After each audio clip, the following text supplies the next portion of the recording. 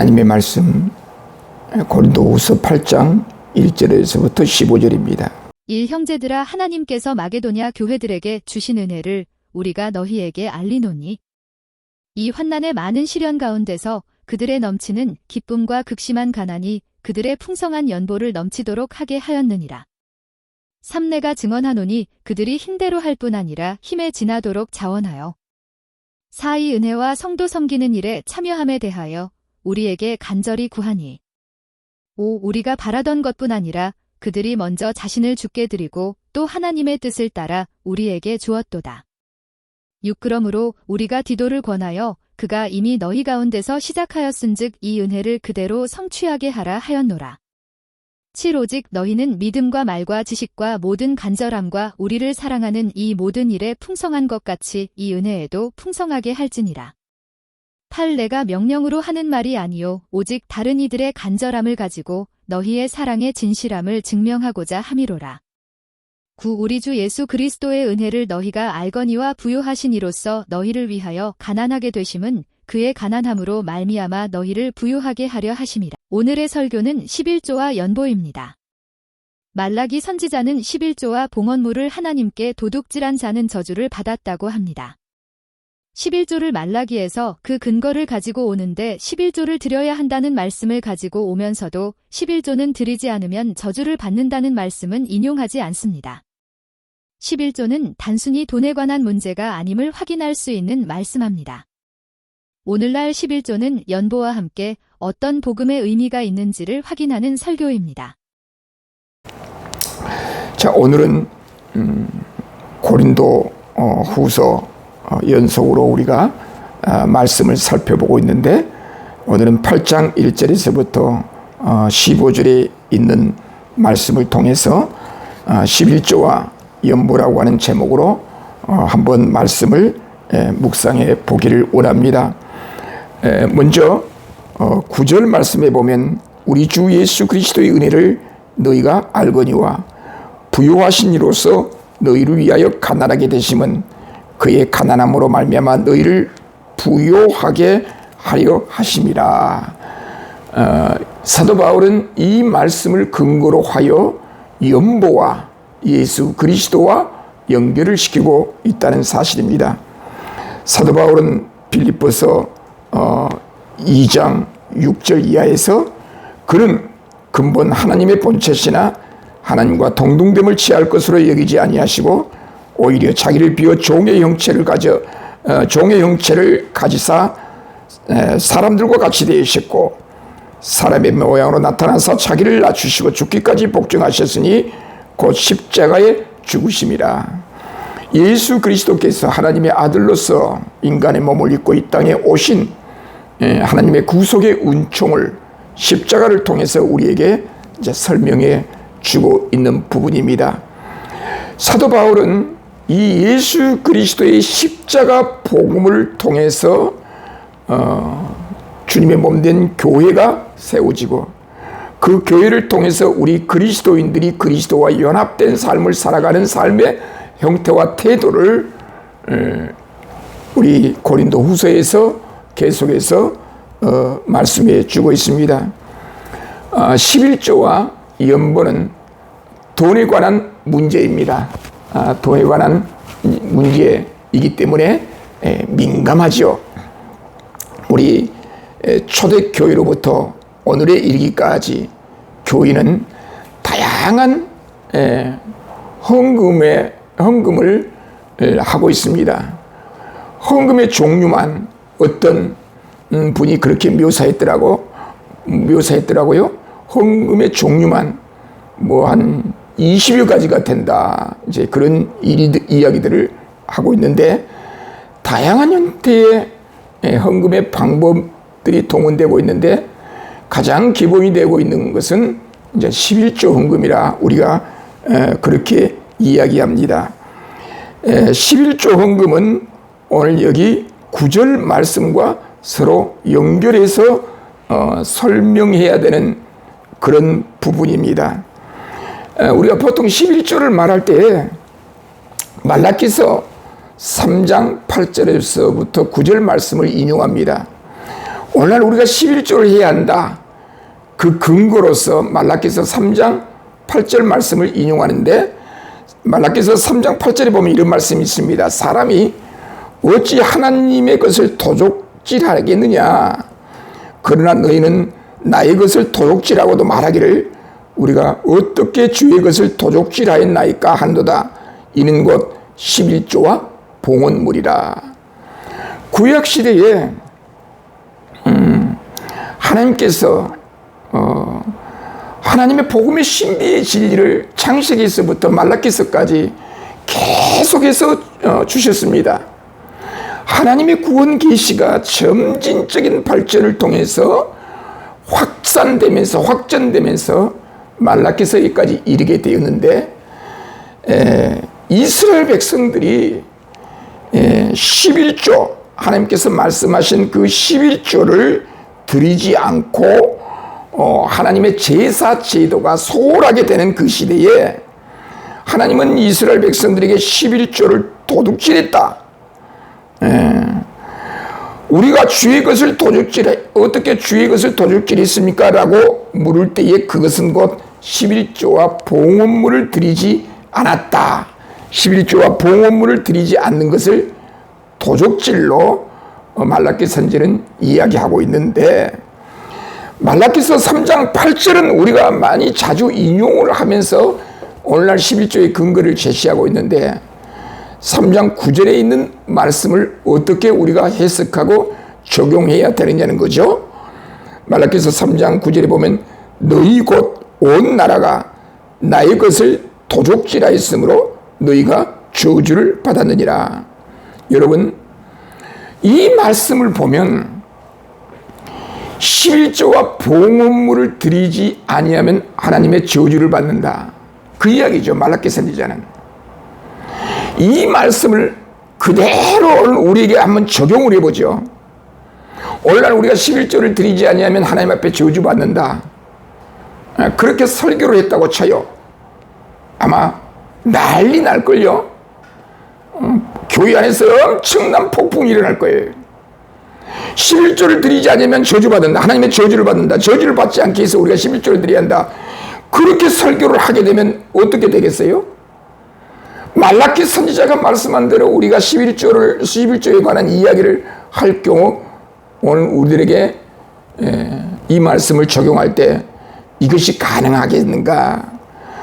자, 그러면 이 말라기서가 말하고 있는 이 11조의 의미를 이해하지 않고 그저 문맥적으로 가지고 들어와서 11조 안 드리면 저주받는다라고 적용해버리면 이상한 이야기가 돼버린 거죠. 구약 성경에서는 철저하게 이스라엘 백성들이 하나님 앞에 제사를 드림으로 제물을 가져와서 제사장한테 드리고 그 제사장이 그 이스라엘 백성들을 대신해서 그 제물로 하나님 앞에 제사를 드리죠. 짐승을 잡아 제사를 드리면서 그 제사를 통해서 이스라엘 백성들이 하나님 앞에 죄 용서함을 받죠. 그래서 이스라엘 백성들이 소득의 11조를 제사장에게 드림으로 구약 성경의 12지파 가운데 분깃을 받지 못한 제사장 가문, 레위지파 가문들이 그 이스라엘 백성들이 든 11조와 각종 봉헌물, 제물들을 통해서 하나님 앞에 제사를 드리죠. 자, 그렇다면 이스라엘 백성들이 11조와 봉헌물을 드리지 아니하면 뭐가 중단되겠어요? 제사가 중단되겠죠? 제사장이 제사를 드릴 수 없겠죠? 제사를 드리지 못하게 되면 그 제사를 통한 하나님의 구속이 중단되는 거예요. 그 제사를 통해서 하나님께서 이스라엘 백성들을 만나주시는데, 죄 용서함을 받는데, 제사가 이루어지지 아니하면 그것이 다 무너지는 거예요. 따라서 이스라엘 백성들이 11조를 봉헌물을 온전히 드린다는 것은 제사가 원활하게 진행된다는 것을 의미하는 거예요. 11조와 봉헌물을 드리지 않는 것은 제사가 중단된다는 거예요. 여러분, 제사가 중단된다. 이스라엘 백성들이 한 중심에 목숨처럼 붙잡고 있는 것은 제사예요. 그건 생명과 같은 거예요. 하나님을 만나고 하나님 앞에 죄 용서함을 받는 길이에요. 그래서 이스라엘 백성들이 11조와 봉헌물을 드리지 아니하면은 제사가 드려지지 않게 되고, 제사가 드려지지 않게 되면은 이스라엘 백성들이 하나님을 만날 수도 없고 제 용서함을 받을 수도 없다는 거예요. 그래서 말라기 선지자는 이 저주라는 개념과 연결시킨 거예요. 여기서 나온 이 저주는 신명기 28장 2절에 내가 악을 행하여 그를 잊음으로 내 손으로 하는 모든 일이 여호와께서 저주와 혼란과 책망을 내려서 망하게 하며 속히 파멸하게 할 것이며, 여기 이 저주와 말라기서 3장 9절에 나오는 저주가 같은 단어예요. 자, 우리는 말라기서 3장 8절과 9절에서 말한 이 11조와 봉헌물, 이걸 드리지 않았을 때 저주를 받는다는 이 이야기를 구약 성경 전체 가운데 어떻게 해석할 것인가 먼저 바르게 해석되어져야 돼요. 그러면 그와 같은 제사와 11조와 제물이 신약 성경에서 누구를 통해서 성취되었나요? 예수 그리스도를 통해서 성취되었어요. 구약의 11조와 제물과 제사와 제사장, 이 모든 그림 언어들은, 이 형식들은 우리 하나님께서 장차 예수 그리스도를 통해서 우리에게 은혜로 구원하실 것에 대한 하나님의 약속이었고 언약이었고 예표였다는 거예요. 예수 그리스도를 통해서 이제 하나님께서 우리를 구원하시고 우리를 만나주신 거예요. 우리가 하나님 앞에 영광을 돌리죠. 우리 어떤 행위로 하나님 앞에 영광을 돌리는 그런 개념보다도 우리의 행위가 예수 그리스도를 믿는 믿음의 고백으로 드려진 어떤 행위들이 하나님 앞에 영광을 돌린다는 것이지, 예수 그리스도를 무시하고 오로지 우리의 선한 어떤 행위로 인해서 하나님 앞에 영광을 돌린다는 개념은 옳지 않습니다. 자, 따라서 신약시대 오늘날 우리들은 더 이상 제물을 잡아다가 제사를 드리지 않습니다. 구약 성경의 그런 제사 형식은 예수 그리스도로 말미암아 성취되었고, 구약의 제사 제도를 통해서 주신 하나님의 계시의 말씀의 의도가 예수 그리스도 안에서 성취되었습니다. 이제 우리는 예수 그리스도를 통해서 하나님을 만납니다. 이제 그런 의미의 제사를 드린 것이 아니라, 그런 의미의 11조를 드린 것이 아니라, 오늘날 우리들은 예수 그리스도 안에서 예수 그리스도께서 십자가에서 우리를 위해 죽으시고, 오늘 사도 바울이 8장 9절에서 언급한 것처럼 우리 주 예수 그리스도의 은혜를 너희가 알거니와 부유하신 이로서 너희를 위하여 가난하게 되심은 그의 가난함으로 말미암아 너희를 부요하게 하려 하심이라. 이 말씀의 근거를 원천으로 두면서 우리가 이제 11조를 하고 연보를 할 때에 정말 그 그리스도의 십자가 정신, 가난해지는 정신, 우리가 11조를 드림으로 연보를 함으로 그리스도께서 가난해지셔서 많은 사람을 부욕해 주셨듯이, 우리도 예수 그리스도의 복음을 위하여 많은 사람들에게 생명의 풍성함을 전달하기 위하여 11조도 하고 연보도 하는 이런 개념의 헌금 제도가 신구약 성경 전체 원리를 통해서 인출된 제도적인 그런 기능과 의미라 그렇게 말할 수 있을 것입니다. 그래서 오늘날도 여전히 우리가 11조를 드려야 되고 연보를 해야 되는 이유는 그 11조와 연보를 통해서 나의 가난함을 통하여 다른 사람들에게 생명의 풍성함을 누리게 하도록 하기 위한 하나님의 말씀, 이 섭리, 이것이 올바른 연보의 정신, 11조의 정신이라 이제 그렇게 말할 수 있을 것입니다. 자, 사도 바울은 마게도냐 교회의 모범적인 그 연보의 행위를 나눔으로 서로 고민합니다. 어려움 속에서도 풍성한 연보를 했습니다. 어떤 교회가? 마게도냐 교회가. 오늘 여기 2절에 보면 환난의 많은 시련 가운데서 그들의 넘치는 기쁨과 극심한 가난이 그들의 풍성한 연보를 넘치게 하였느니라 라고 말씀합니다.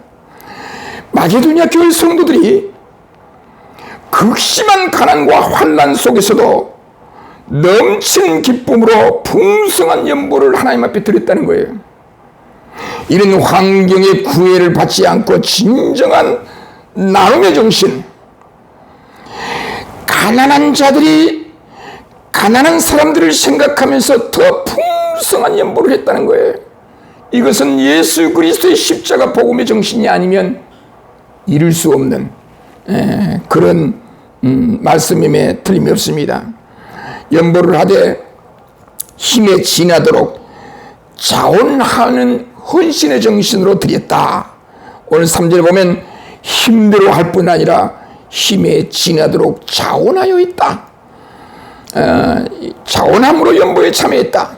사도 바울은 고린도 교회 성도들에게 그동안 계획하고 준비했던 연보를 해서 좀 보내주세요. 그런 권면을 하기 위하여 마게도냐 교회 성도들을 모범으로 그들에게 제시합니다. 마게도냐 교회 성도들은 극한 가난 속에서도 자원함으로 어려운 사람을 위하여 연보하였으니 고린도 교회 성도 여러분, 여러분들도 이와 같은 연보에 참여해 주시기를 바랍니다 라고 하는 그런 사도 바울의 권면이 담겨져 있습니다.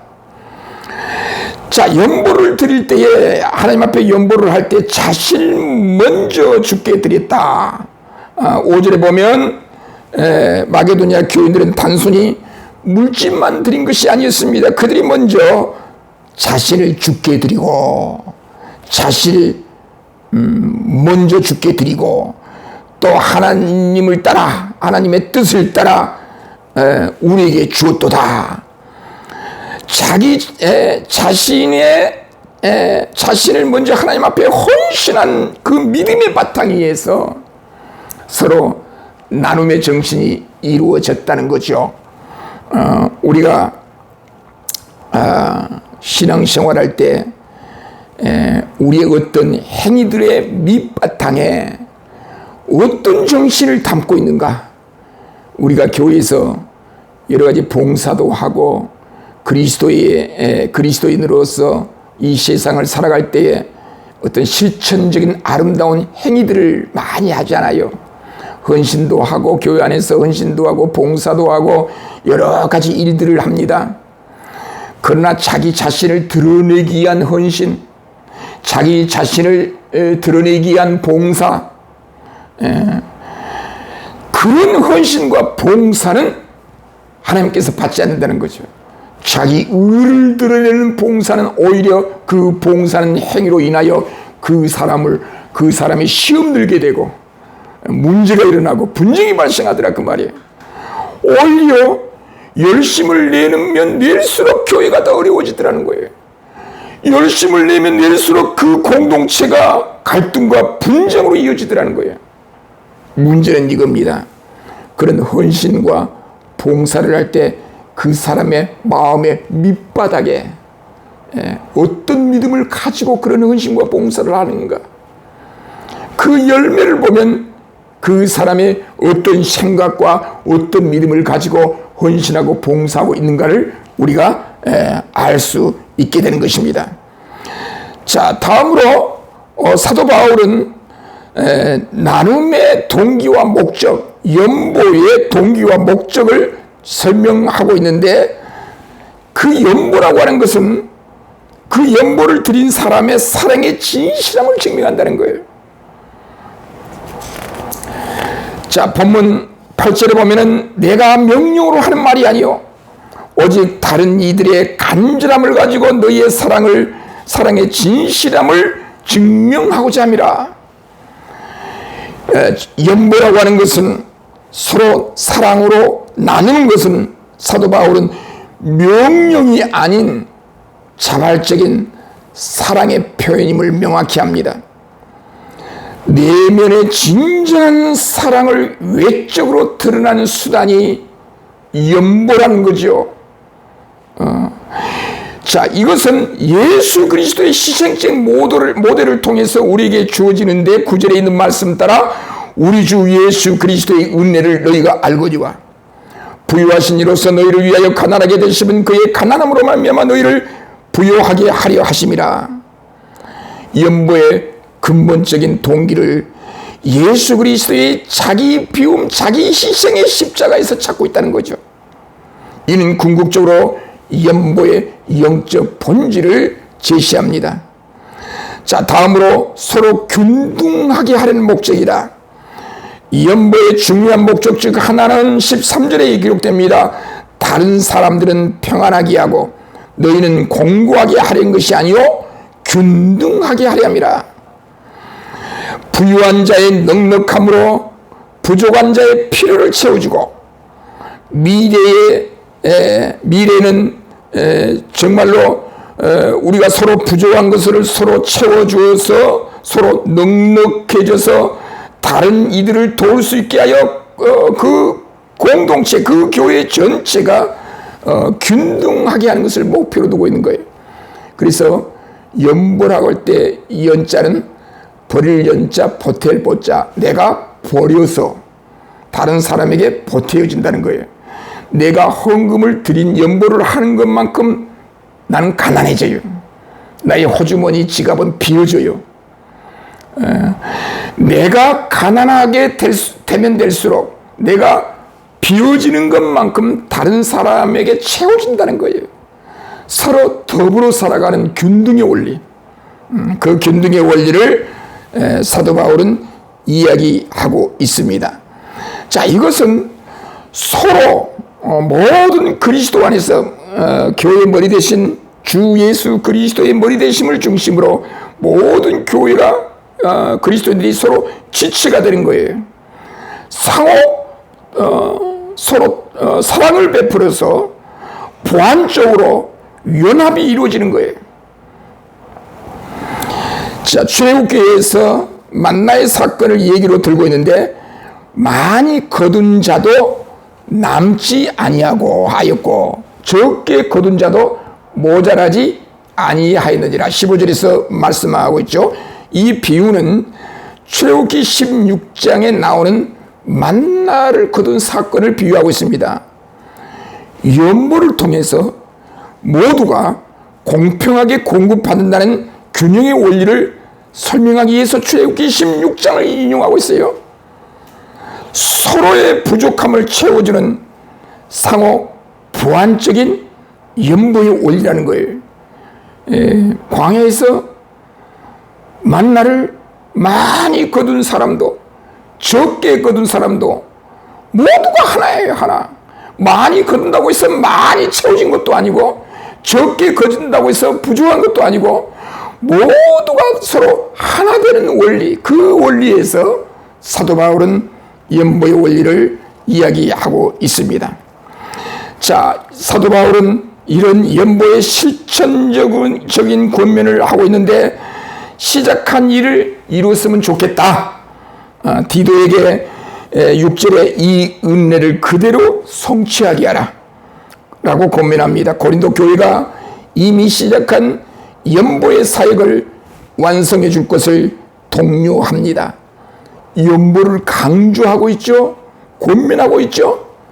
자, 이러면 우리들은 또 헌금 강조하냐, 또 연보 강조하냐, 그렇게 들릴지 모르지만 사도 바울은 고린도 교회가 계획했던 그 연보를 빨리 좀 보내줬으면 좋겠다. 이렇게 권면하고 있죠. 자, 이는 선한 의지를 행동으로 옮기고 끝까지 지속하는 것이 중요하다는 것을 의미하지요. 마음과 능력에 따라 참여할 것을 말씀하고 있습니다. 12절에 할 마음만 있으면 있는 대로 받으실 터이요 없는 것은 받지 아니하시리라. 연보에 있어서 하고자 하는 마음이 중요하다는 거죠. 그 마음이 있다면 각자의 능력과 형편에 따라 참여하는 것을 우리 하나님께서 기쁘게 받으신다는 것을 말씀하고 있습니다. 자, 이 모든 11조나 각종 헌금, 연보 등은 예수 그리스도의 십자가 복음을 생각하지 않고는 이룰 수 없는 일들이에요.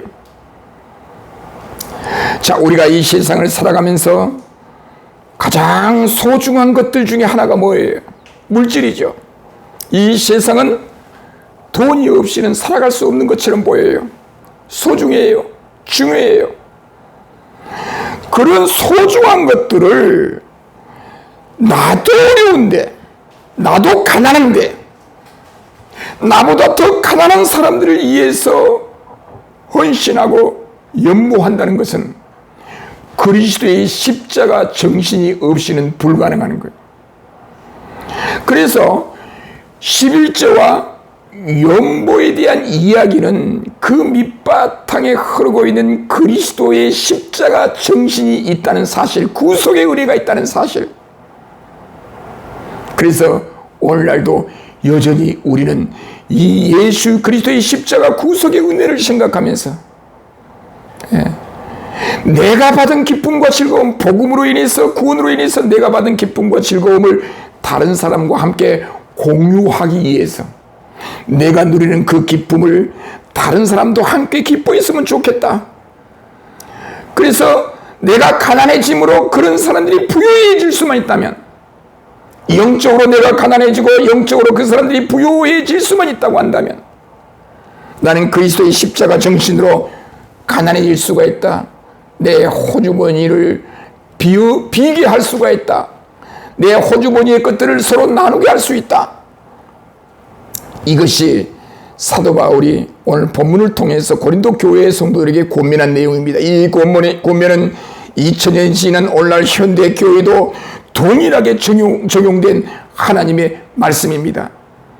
예수 그리스도의 십자가 복음만 확실히 증거하면 거기에 따라오는 자동적인 그 실천적인 그리스도인들의 실천적인 행위는 자동적으로 따라온다는 것이죠. 물질적인 어려움 속에서도 기쁨과 차분한 마음으로 풍성하게 나누는 마게도냐 교회의 사례를 통해서 진정한 연보의 정신과 은혜의 본질을 사도 바울은 고린도 교회에 설명하고 있습니다. 연보란 단순한 의무가 아니라 사랑의 증명이라는 거죠. 사랑하기 때문에 나는 가난해질 수가 있어요. 희생할 수가 있어요. 연보할 수가 있어요. 버릴 수가 있어요. 예수 그리스도의 희생을 본받아 예수 그리스도의 희생의 정신을 따라서 교회 혹은 우리 모든 우리 사회 공동체 내의 균등함을 이루는 영적인 실천입니다. 중요한 것은 마음의 준비와 시작하는 일을 이루겠다라고 하는 그런 정신, 각자의 능력에 따라 기꺼이 참여하는 것입니다. 오늘 이 말씀을 통해서 우리들은 사도 바울이 고린도 교회를 향해서 주신 이 권면의 말씀은 우리를 어렵게 하려고 쥐어짜서 돈을 빼내게 하는 데 목적이 있는 것이 아니라 그리스도의 사랑의 복음을 증거하기 위한 그 열심과 열정으로 권면했고 여기에 참여해 주기를 독려하고 있습니다. 14절에 이제 너희의 넉넉한 것으로 그들의 부족한 것을 보충하면 후에 그들의 넉넉한 것으로 너희의 부족한 것을 보충하여 균등하게 하리 함이라. 자, 우리가 연보하여 다른 사람들이 부족했던 것들이 채워진다고 한다면 언젠가는 그 넉넉했던 그분들이 우리가 부족했던 것들을 채워주는 그런 시대도 올 거라는 거죠. 15절에 기록된 것 같이 많이 거둔 자도 남지 아니하고 적게 거둔 자도 모자라지 아니하느니라. 결국은 하나님이 책임져 주신다는 거예요. 인간이 사람이 계획을 세울지라도 그 계획을 이루시는 분은 하나님 여호와시에요. 자, 하나님께서 도와주십니다. 하나님께서 역사해 주십니다. 많이 거둔다고 해서, 많이 쟁취한다고 해서 많이 가진 것도 아니고 모자란다고 해서 항상 가난하게만 사는 것은 아닙니다. 하나님께서 역사하실 때 진정한 성공의 역사, 풍족의 역사가 우리에게 이루어질 것입니다. 하나님께서 우리나라 대한민국에게 복을 주셨습니다. 우리에게 복을 주셔서 많은 세계 각처에 선교사를 보냅니다. 가난했던 우리 민족이 얼마나 많은 사람들에게 도움을 받았습니까? 그래서 우리가 풍족해졌어요. 이제 풍족한 우리가 이제 제3세계 세계 각처에 물질을 투자해서 연보를 투자해서 하나님의 복음을 증거하고 있습니다. 자, 이런 복음의 증거는 그리스도의 사랑의 기초에서 이루어진 일들이라, 이런 이야기입니다. 그렇다면 결론적으로 우리의 모든 행위의 원천과 정당성은 예수 그리스도의 십자가 복음에 있다는 거예요. 내가 예수 그리스도의 십자가 복음으로 하나님 앞에 놀라운 영적 축복을 받았다고 한다면 이러한 축복들을 다른 사람들에게도 전해서 나와 함께 그런 축복들을 공유하도록 해야 합니다. 나눠야 합니다. 그러려면 내가 희생을 당해야 합니다. 내가 희생하지 않고, 우리가 희생하지 않고 복음이 확산되고 교회가 잘 되리라고 하는 것은 있을 수 없습니다.